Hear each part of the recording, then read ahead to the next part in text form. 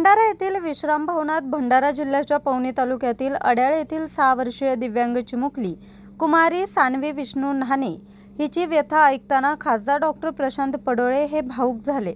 जन्मताच बोलता व चालता न येणाऱ्या सानवीला 75% अपंगत्वाचं तात्पुरतं प्रमाणपत्र मिळाल्यानं तिला शासकीय योजनांचा लाभ मिळत नव्हता। गेल्या अनेक दिवसांपासून तिचे पालक शासकीय कार्यालयाचा चक्रा मारत होते। ही बाब लक्षात येताच खासदार डॉक्टर प्रशांत पडोळे यांनी कुटुंबाला भेटून तातडीनं जिल्हा शल्यचिकित्सक डॉक्टर संदीप गजभिये यांना कार्यवाहीचे निर्देश दिले। कोणत्याही दिव्यांग व्यक्तीला योजनांपासून वंचित राहू देणार नाही असं सांगत त्यांनी दिव्यांग बांधवांना न्याय मिळवून देणं ही मानवतेची सेवा असून याकरता मी स्वतः राज्याच्या आरोग्यमंत्र्यांची भेट घेऊन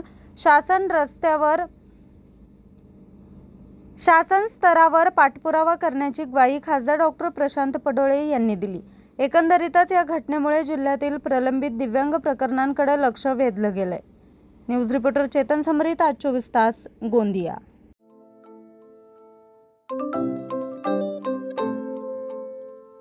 नवनवीन आणि ताज्या घडामोडींसाठी आज 24 तास सबस्क्राईब करा। त्याचबरोबर बेल आयकॉनवर क्लिक करा आणि मिळवा आमच्या बातम्यांच्या नोटिफिकेशन्स। तसेच आज 24 तासची प्रत्येक बातमी आपल्याला कशी वाटली हे कळवा, लाईक करून, कमेंट करून आणि आमच्या बातम्या शेअर सुद्धा करा।